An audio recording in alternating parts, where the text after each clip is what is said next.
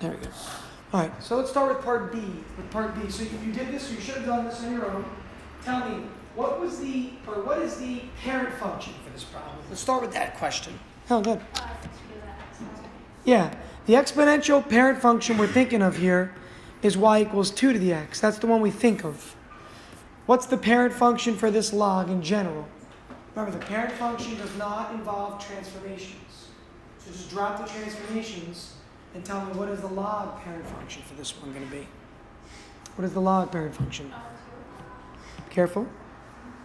Log. But you got to actually make the statement, not just, right? So the parent function itself is not just log 2, it's log 2 of x. Log 2 of x. Okay, so that's the parent function that we're referring to here. Then we'll see that there's a k value right here and an a value right here. If we remember the way to do this, we plot the main three. Because it's a log function, we do the inverse of the exponentials. We then stretch and reflect in one step, and then we shift. Okay, unfortunately, by the way, last class, I recorded everything, and then the file never saved. So I am recording this. Okay, so you'll see from part B on is recorded. But the last couple slides, unfortunately, I don't have a recording for. Okay, but I'm going to go through it purposely slow again. So the main 3 points for an exponential graph are always going to be, -1, 0, and 1 for the exponential graph, right? We're going to do the log one in a second because it's the inverse. For the exponential graph, whenever I have 0, what does the y value become? For the exponential graph, it's always going to be 1. Whenever I have a 1 for the exponential graph, what does the y value become? Whatever b is, in this case 2, very good, b. And whenever the x value is -1, what does y always turn out to be? 1 over b. So those are my coordinates for the exponential graph with the same base as what we're given, right? Look, same base, right? Base is 2. But I didn't want to graph the exponential. We did that last time. We've already done the exponential. I want to graph the log, but the log is just the inverse. So that makes life easy for me. Isabella, what do I do with that statement? Log is the inverse. What can I do with it now?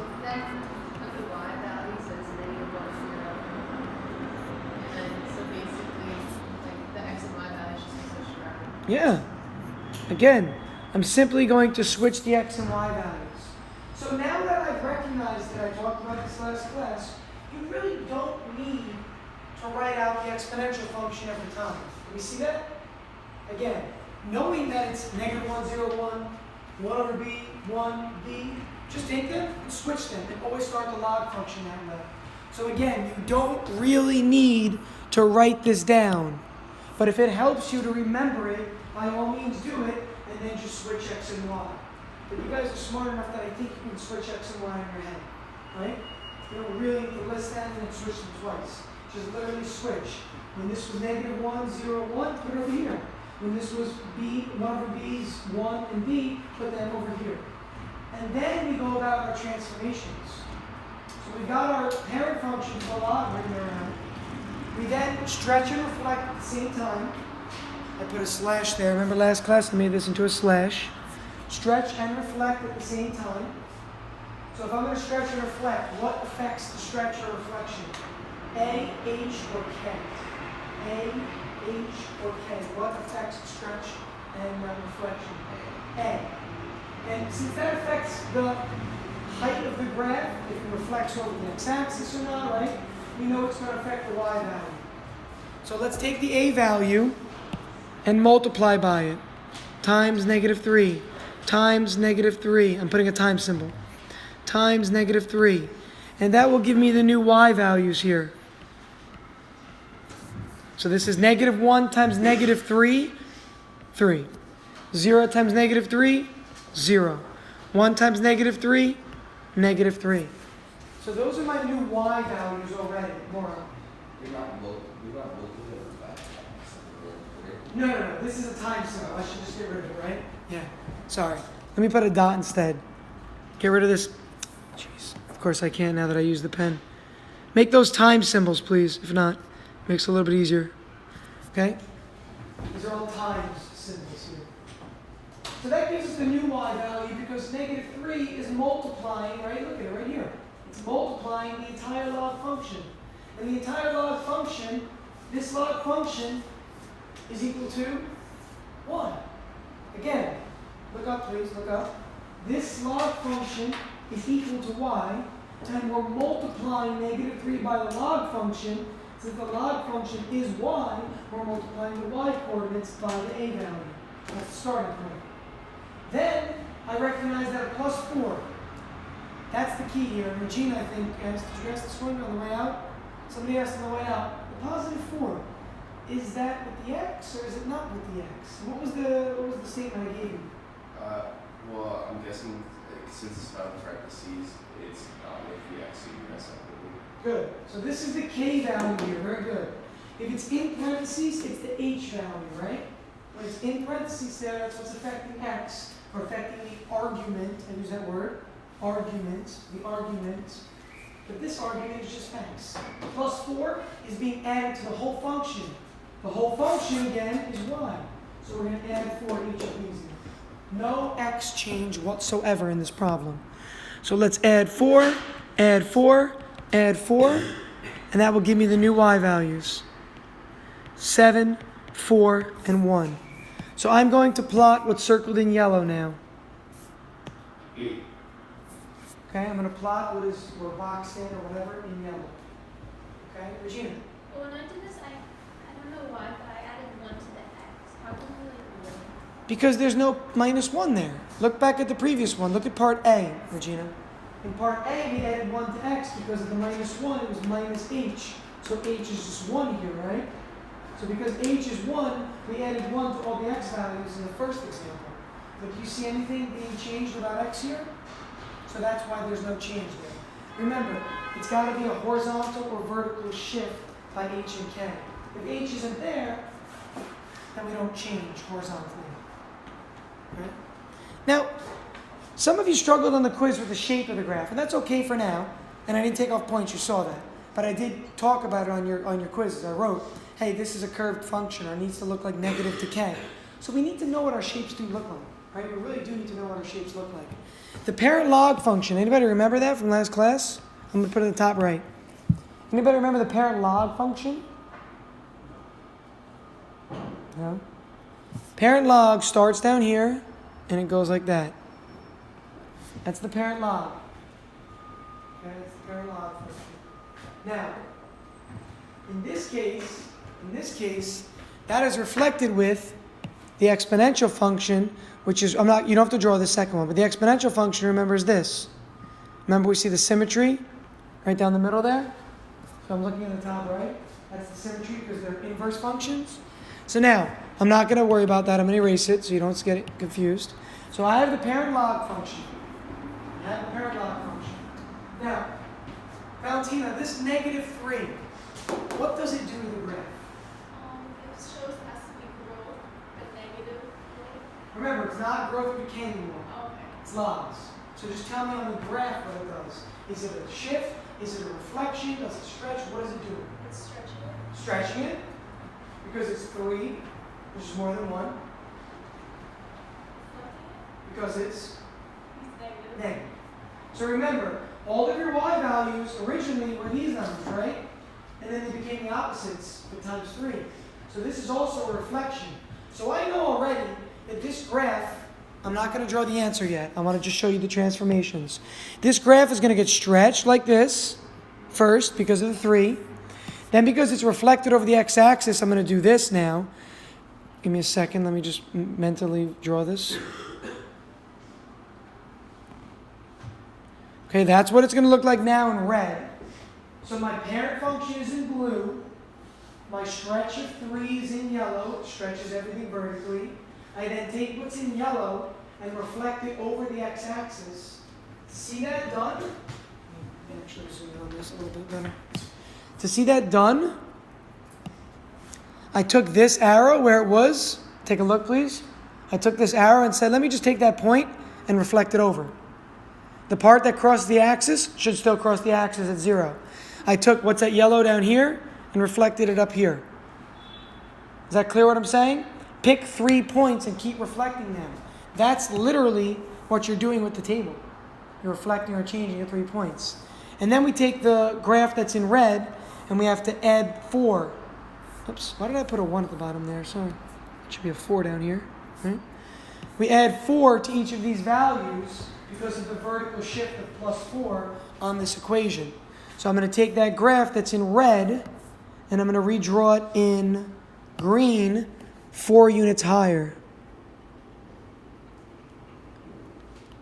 Okay, and does it even cross the x-axis? I don't even know. No, not really at the end there. Okay, but again, it's shifted up. So the parent is in blue. It was stretched, which made this yellow, which made it steeper or taller. We then reflected it to bring it to red, and then take the red graph and slide it up a little bit, and you get the green graph. So that's physically, again, what's happening. So if you can remember what the parent function of the log graph looks like in blue, it will help you at the end to know what the shape of your answer should look like. So look at my answer sheet. What does that look like to you, actually? And it's okay to use older terms. What does the green function look like, actually? What does it look like? Yeah, very good, Laura. It looks like a decay graph, where the graph settles out, right? So knowing the shape of the graph is very useful. And that's what I'm talking about with regards to your quiz there. Right? Some of you had struggled with the quiz on the shape of the graph. So the original one that you graphed, that's for all log functions? For all log functions, but every log base graph is a little bit different actually. So log base 2 and log base 5 or log base 7 kind of looks a little bit different. But the general log parent function has that shape to it. Just like the exponential function 2 to the x looks like this. Well, 3 to the x looks like this. 4 to the x looks like this. They all look the same, they're just a little steeper, right? So the log function in general has that shape, but the changing of the base does affect its shape. But for the parent function, we don't really care about that. Okay? Julie? How do you know when to use -1, 0, and 1 as your x coordinates and when to use them as your y coordinates? Exponential or decay? Any exponential functions, they become the x coordinates. So it doesn't have log in it? Correct. Remember the original graphs we did on your quiz? Those were always -1, 0, and 1 as the x values, right? So as soon as you have a log graph, you're just literally flipping them all. So to answer your question, here it is right here, right? That's when you would use -1, 0, 1 for x and then this for y.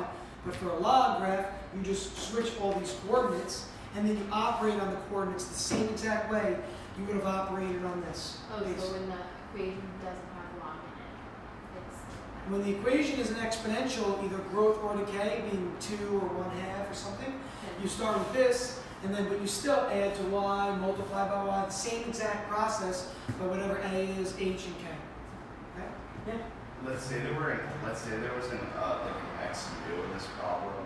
Would you use that x mu to find the original y? Or would you No. use it- So the x mu is always the last step. So once you find the new y value by multiplying by the stretch or reflection, and then you add the k value you get here. Now, had there been a +1 inside of this parentheses here, That's you would subtract 1 from each of these. Had there been a +5 inside the parentheses, you would subtract 5 from each of these. And then you'd use your new x with your new y column as your coordinates. Okay? Now, I only have 3 coordinates here, which is why on your quiz, some of you made a line, right? I noticed that?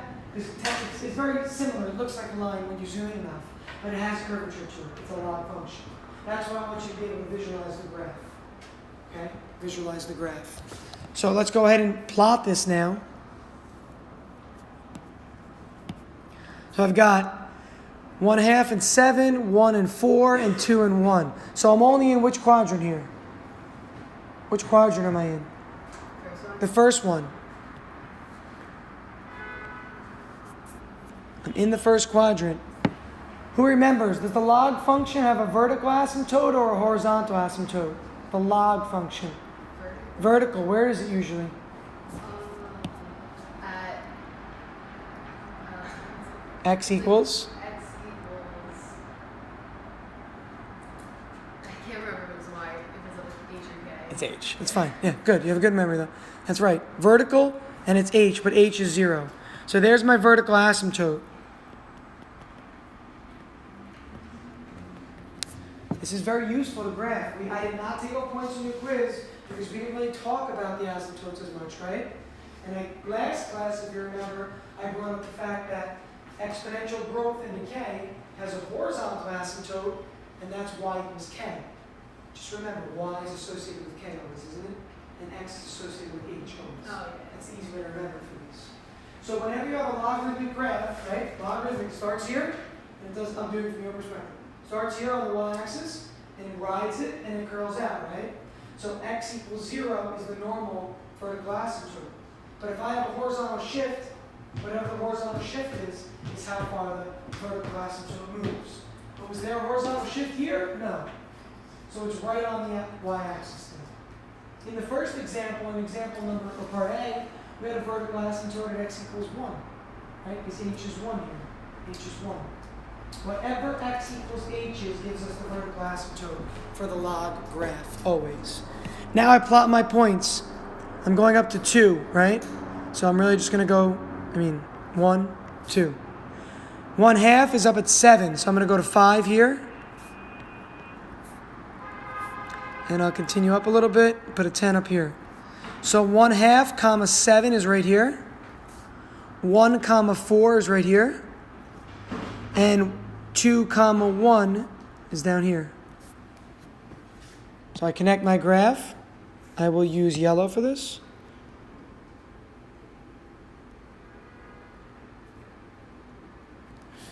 And look at my green graph. Take a look. Look at the green graph up here. And look how close that is to what we just drew. Just visualizing this in your mind with the transformations up here with these 4 different graphs was enough to predict the general shape of this graph. Just using the transformations alone from the parent function that we started with in blue. Okay? I want to go over the log properties that we have to get to still, but I will come back at the end of the period and do another example for the time. Okay? You have examples A and B right now. Again, none of the homework examples are graphic. You can make your own examples up. Literally change them if you want. Actually, you know what? In case I don't email you over the weekend, I'm going to do that right now. Jot these down. Jot these down. Y equals. So you're going to practice these over the weekend in addition to your regular homework. Y equals, let's say, 1/2 times log base 4 of x plus 2 minus 3. Next one. Y equals negative 3/2 times log base. I'm trying to use numbers that'll work easily for fractions, so I'm not going to use odd bases for now. Let's say log base 6 of x minus 3 by itself. Okay, so those are 2 more examples to try. I'm just giving you 2 to start. If you think you're struggling after 2 examples, you're not really sure, practice more. Now, another fun fact. It's very difficult to graph using a calculator because in the y equals command, it's hard to get the base like this. You see what I'm saying here? So what would you use to do this? What rule did you learn about that you could type into your calculator with the log function? Isn't it like log A over log B? Yeah. So you take, in the calculator, if you're going to type this in y equals, listen to me carefully, it would be 1/2 in parentheses. Okay, 1/2 in parentheses, or just 0.5, right? If you want to make it easy. Then, it would be parentheses, log of x plus 2, close your parentheses on the top, divided by log of 4. Remember, change of base told us if you don't have a log command on the calculator, you can write it as 1 over the other. So my calculator entry for this one in blue will look like the following.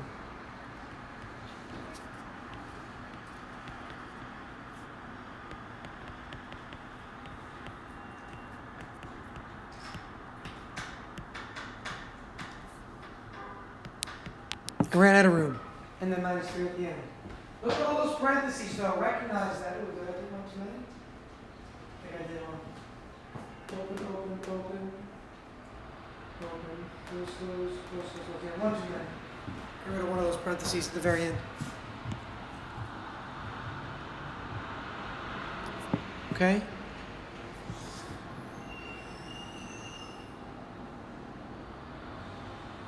I mean, if I wanted to, you don't need this, by the way, but if you wanted to, you could put, I'm going to put it in red. You could put another set of parentheses in here. Okay, that's a division symbol right there. The red ones are not really needed, though. They're not really needed. right? Even this one right here is technically not even actually, I think I'm going to show you in a second. But more is better here, right? Parentheses. And this equals y. But that's how you graph line 1. That's what I'm asking you when it comes to checking. Absolutely do not graph this and then do the problem. Do the problem first and then graph check after. Okay? All right, let's go on to properties. This is part 2. 3 of them, that's it. And they're actually really easy. And I think more if I answer one of you, more, yeah. You gave us the conclusion. Remember the homework? Remember it was like log of 4 plus log of 8 was log of 32? That's exactly what you're seeing in the first rule. Just look at the first rule and take a look at it. Now, Isn't there another rule that's like log of like x plus the root of like a being like the index of x equals log x over that? so you can derive that one from the others. There's no need to memorize that one because as soon as you have an index, you just write it as a power. And then look at rule 3. See how rule 3 is a power rule? So that's where that comes from. Yeah? So it's not actually its own rule. It's just using an index as a fractional exponent. But that's a great question. I like the idea. Some books might publish that as a rule, but it's not a rule because again, an exponent is the same thing as an index. We've learned that now. So let's take a look at these so we understand them. The first rule I'll point to tells us that, you know what? If we have a product inside of the argument, we can break it up into a sum. If we have a quotient inside of the argument, we can break it up into a difference. If we have this one, this is the one that students have trouble with. I'll show the third rule where it comes from.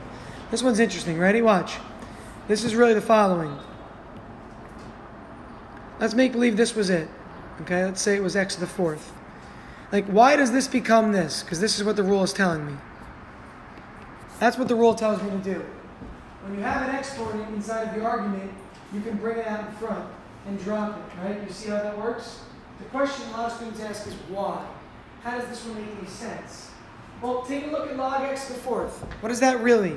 It's really log of x times x times x times x. Does everybody agree with that? Is that understandable that I can say that this is the same thing as this? Look at the first rule. The first rule tells me if I have a product under here, what am I going to write it as?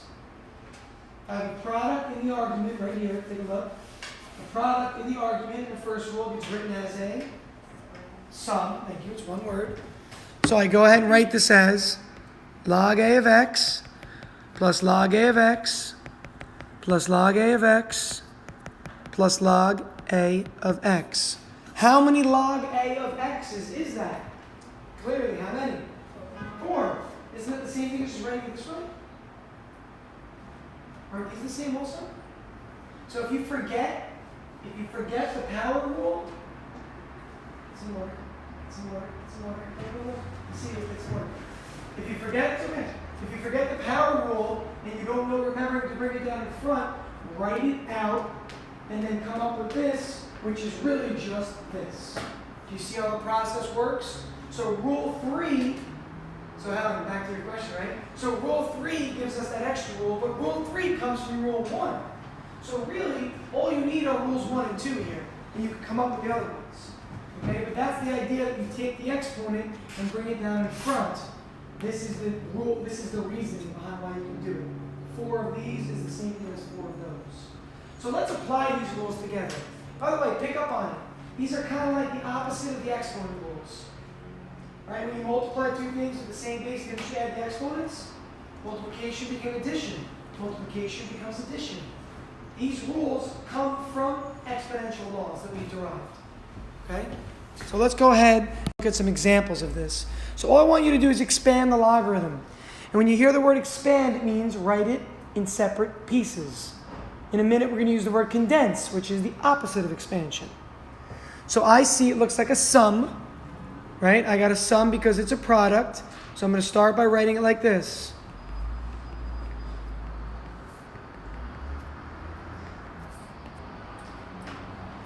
So that's my first step right away.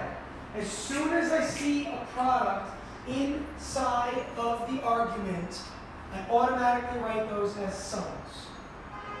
Now, what can I do with the middle term to go one step further? Very good. I make it a 2 there in the front, and log of n. That's my expanded form. I cannot go any further. Again, I start with the rule that a product means a sum, and then I take the exponent that's locked up here and bring it down in front from rule 3, which gives me this right here in the middle. And that's it. That's all expansion is. We'll get to applications of expansion and why we use it in a little bit. But that's all it is for a rule. Let's look at part B now. Part B looks a little trickier. Part B looks a little bit trickier. Suggestions on how to start part B. Maura, what do you think? Change the square root symbol to the 1/2. I'll take that. That works to start. And you don't have to take this direction. You could have started a different way, but that works. So we've got a squared b to the 1/2 over c. And that's all inside of my log argument. You got to recognize that that's all inside of the log argument there. It's not a base. There's no bases drawn for any of these, right? There are no bases given. If no base is given, what is the base? 10. Very good. Common base. Now, at this point, we see what's happening in the numerator here. Multiplication, but isn't there a fraction on the out or an exponent? So I need to really kind of bring this in front still. But I can't bring it in front of here, I gotta bring it in front of here. But this exponent is not for the entire argument, is it? So I can't bring it down in front. So I can't do the multiplication yet, because the exponent's there. I can't do the exponent yet, because it's not an exponent for the whole thing. So what's the first thing I need to do for this problem, actually? Multiply it into the parentheses. That could help. It's a good point. Eventually we have to bring it down anyway, but even before that. I don't know if this is like the most optimal, but I realized that there is 1/2 C. So you skipped a step. Let's just jump to where you went to the log C part. So here's what I want you to recognize. When you have division, do it first. Write yourself a note. Write yourself a note. When you have division, use that rule first. It will help you a lot, and you'll see why in a moment. You'll see why with part C. So I'm going to write this as log of a squared b to the 1/2 minus log C. Division means subtraction. Division means subtraction. So this division symbol here means to separate the log of the numerator, right, like this, minus a log of the denominator, which is exactly what we're writing here. Log of the numerator minus log of the denominator. Can I go any further here? Log of C is whatever it is. I don't know, it's a number, but I can't break it up. But I can definitely go further here, right? I can absolutely go further here. So I can take that 1/2, bring it down in front first, if I want to. And then I can bring the 2 down in front. Or I can do as Mauro said, and distribute the 1/2 to both of these. It does not matter. You'll get the same answer either way.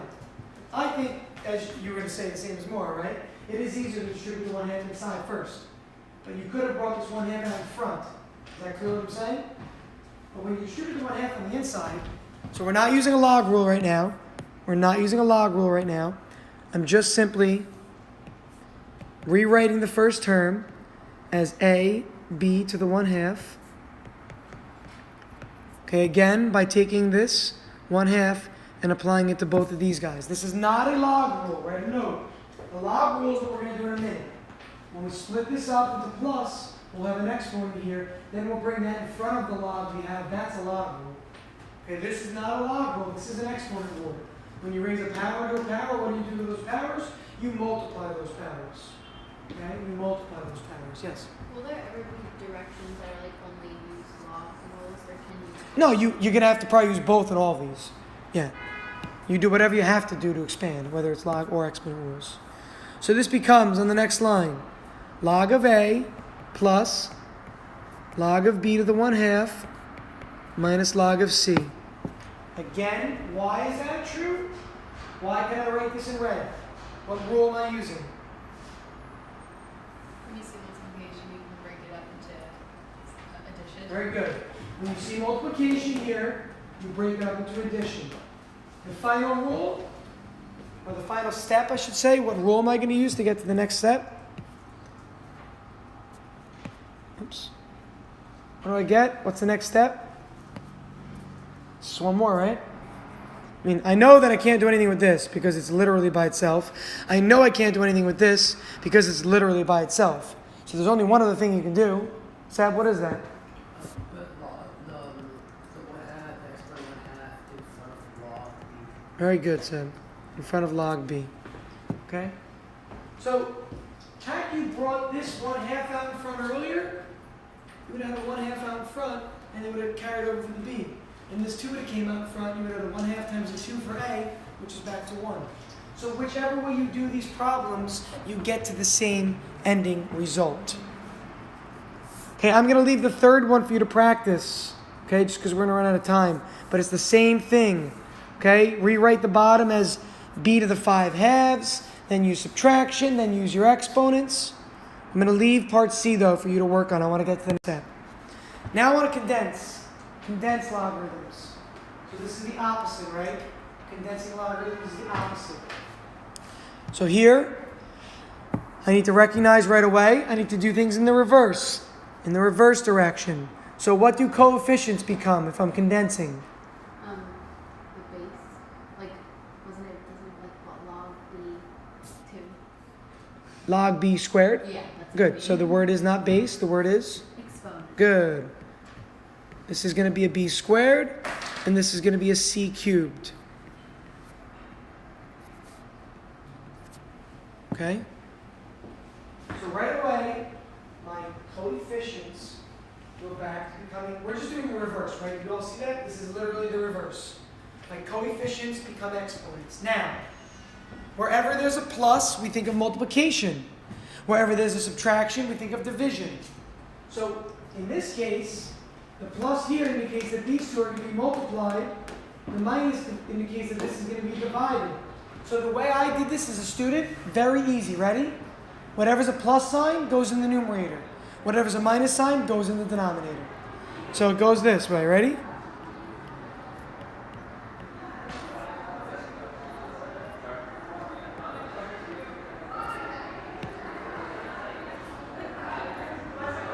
That's what my answer ends up becoming for part A. Look at part B. Try to do part B.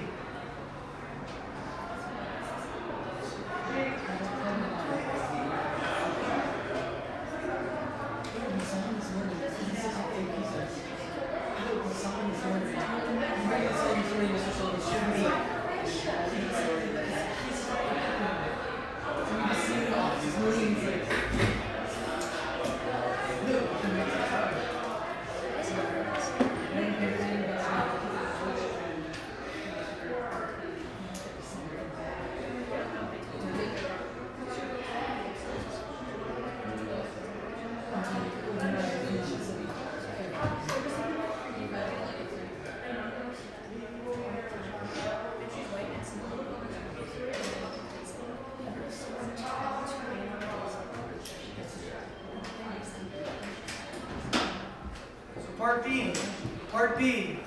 Right away I see that 1/3. What does a 1/3 become? And the 5, what do they become? Moro. It's log a to the 5th over the cube root of log b times log c. Good. I'm going to go one step a little slower just so everybody sees it. But yes, you're right. So we got a 1/3 here. And this is going to be plus log c. Now, here's the thing.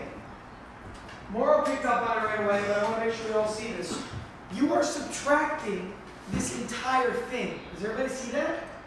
So this whole thing is really like you're dividing by in the argument. Remember how subtraction became division or denominator. So these are both technically being subtracted. So b to the 1/3 and c are both going to be in my denominator of my condensed form. So this is going to be log a to the 5th over b to the 1/3 c. And more, I think you said cube root, same thing, right? Okay, you can say cube root of b, that's fine, and then the c is there. But I want log on the outside. this log goes on the outside. Remember, you're condensing it all into one log. You don't put it over log. I think that was the only way you added that was wrong. You put log in your denominator. So again, it's this thing minus this whole thing. Whatever you're minusing, that whole thing is in your denominator. Whatever there's a plus sign in front of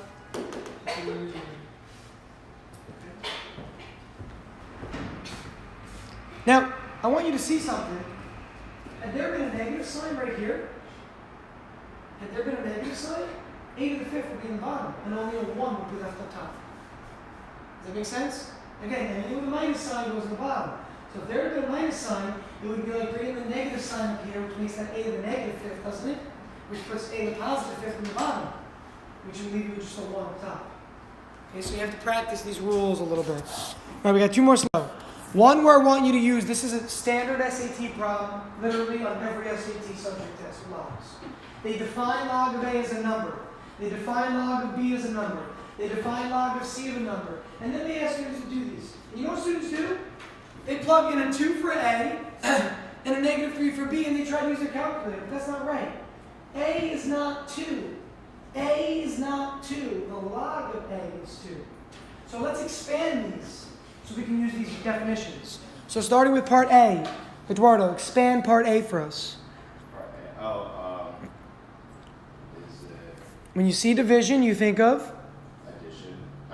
Subtraction. Good. So I start right away with subtraction, I agree.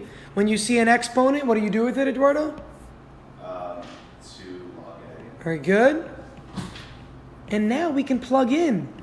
Look, log A is defined. Log A, which is right here, is really the number 2. Log B was defined as negative 3. So this is 2 times 2 minus negative 3. 4 minus negative 3 is 7. The answer for part A is just 7. This blew my mind when I learned it, because I remember when I was a kid, I always thought, all right, I'm going to plug it for A and B and stuff, but it turns out that the answer is an integer value. You're never going to figure this out if you try to do all this work without the rules of condensing and expanding logs. Tell me.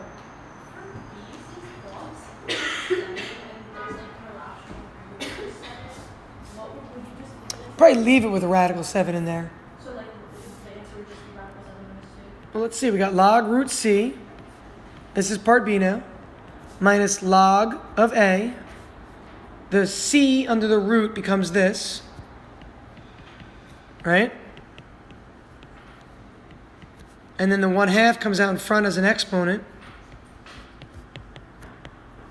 So we don't have to worry about an irrational value actually, right? Remember, C was not defined as 7. The log of C was 7. So now I could plug a 7 in right here. And for A, I could plug a 2 in right here. So this inherently becomes 1/2 of 7 minus 2. Half of 7 is 3.5. 3.5 minus 2 is 1.5. You see what I did there? Okay. So when you get to the point where you have a square root or a cube root or a fifth root, write it as a rational exponent, and then take that rational exponent and bring it out in front, just because our rule tells us to. Okay, because our rule tells us to. Anybody got the bell on an A day? Is it 37? Yeah. Okay, let's go to the next example. Part C is for you to practice. Part C, practice, please. So let's look at this last example with solving some log equations. So if I look at this, look at part A. Look at part A. Does it look like I can solve that right away? Probably not. But if I can condense everything, it makes life easier. So let's condense wherever possible. The left-hand side I can't condense. The right-hand side, what do I do with the 3? What do I do with the 3? That's it. Coefficient, what does it go to? Wait, does it go to the x load? Very good. So this is log base 5 of 2 to the 3rd now. Plus log base 5 of 7. Remember, this coefficient right here becomes the exponent up there. I'm putting it in red so you can see it. Now, I see a plus sign. A plus sign indicates what's happening really in my argument, Alex. Multiplication. So the right-hand side becomes, and again, they're all the same base, 2 to the 3rd times 7. And the left-hand side carries down. So again, when we have 2 separate logs, we can combine them into one log where their arguments are a product, provided this was a sum. If this was a minus sign, what would we have done? We would have done a division symbol right there. 2 to the 3rd is 8. 8 times 7 is 56. So x equals 56. Again, this just becomes a 56. And we know from one of our log rules that if we have the same bases, well, the arguments by inspection have to be the same. The arguments have to be the same. If they're both log base 5, and this is an x and this is 56, by inspection, x is 56. Part B, a little trickier. I combine right away with a plus sign. Regina, plus tells me to do what? Plus tells me to do what? Go to your rules. Come on. Remember we talked about this the other day. You got to go back to your rules. Swipe up. Look at your rule. It's fine. You don't have to have it memorized yet. But what does plus tell us to do? Look at your log rules. You pass them. Log rules part 2. Keep going. A little more right there. A plus tells us to do what? Add. Plus is add. Very good. So what's the other half of the rule? Multiply. Very good. So when I see a plus sign right here, it tells me to multiply the arguments. Just like when we saw a plus sign here, we multiply 2 to the third and 7 to get an answer. So let's take the arguments. Are going to be inside of my new log here. And that all equals 1. Now you might be saying, where are we going to go with this, right? What are we going to do with this? Well, that's clearly a quadratic. Let's FOIL it out.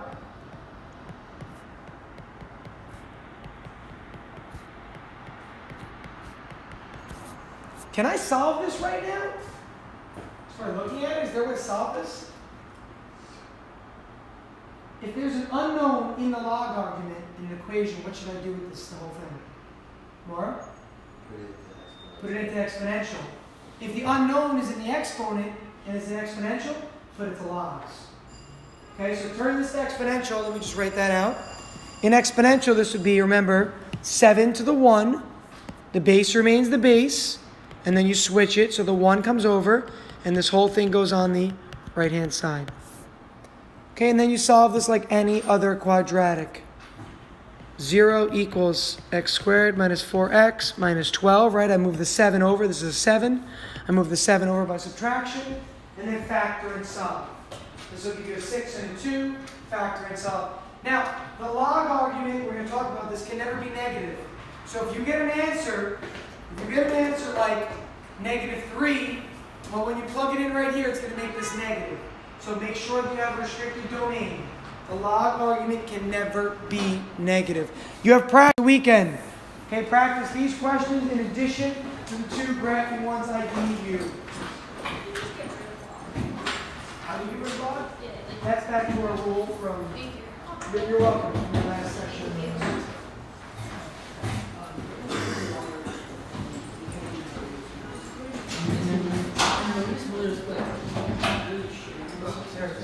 So, if you have exponential with the base of A, you keep the base, right? Keep the base, and then you move the B over here and move the C. So if I'm in this form, I can just go back to that. Oh, I realized that log is there, right? Yeah, the word log is there. So that little A is a 7, right? So that became the base. And then that was a 1 in the equation, that one here. And then this was a quadratic, that one over here. So you're just converting back and forth between the two. So when in doubt, when you're stuck, convert from one to the other. Well, you can have a negative x answer, but if you check it back in the original, so you have -2 and 6, right? So go to the original. -2 is going to make that negative, isn't it? So -2 is rejected as an answer. But 6 works, right? Does 6 work here? Yeah, so 6 is acceptable. You're welcome, Regina. So you always check it in the original equation, okay, Maura?